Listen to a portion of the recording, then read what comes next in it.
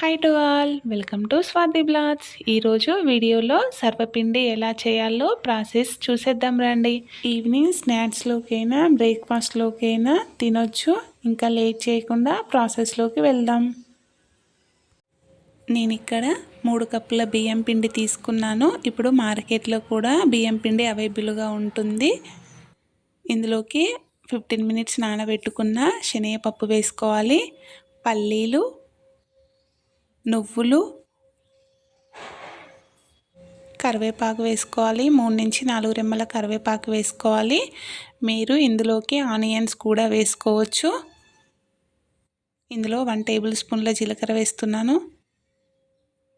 2 table స్పూన్ల పెసరపప్పు, 1 table స్పూన్ల కారం, 1 టేబుల్ స్పూన్ల ఉప్పు వేసుకొని మొత్తం ఒకసారి పిండి కలిసేలాగా కలుపుకోండి. వాటర్ వేసి పిండి కలుపుకోవాలి. కొన్ని వాటర్ వేస్తూ పిండి కలుపుకోవాలి. ఈ వీడియోలో చూపిస్తున్నట్టుగా పిండి కన్సిస్టెన్సీ అనేది ఒక ముద్దలాగా ఫామ్ అవ్వాలి.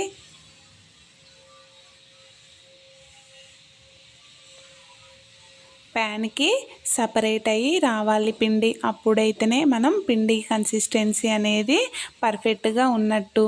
ఇలా కొద్ది పిండి తీసుకొని దోశ ప్యాన్కి 1 టేబుల్ స్పూన్ల ఆయిల్ వేసి ఆయిల్ అనేది మొత్తం స్ప్రెడ్ చేయండి.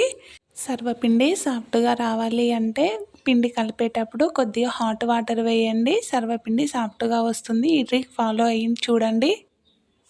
సర్వపిండి ఎప్పుడైనా కొంచెం మందంగానే స్ప్రెడ్ చేయాలి. హోల్స్ పెట్టడం వల్ల ఆయిల్ అనేది మంచిగా స్ప్రెడ్ అవుతుంది.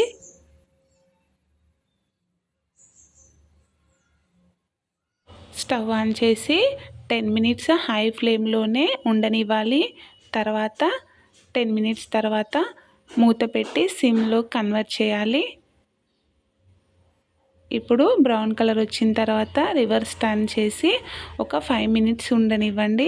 మిగతా సర్వపిండి కూడా ఇలానే చేసుకోవాలి. నేను ఇక్కడ చేశాను. మరిన్ని రెసిపీస్ కోసం లైక్, షేర్, సబ్స్క్రైబ్ చేయండి. Thank you all. బాయ్.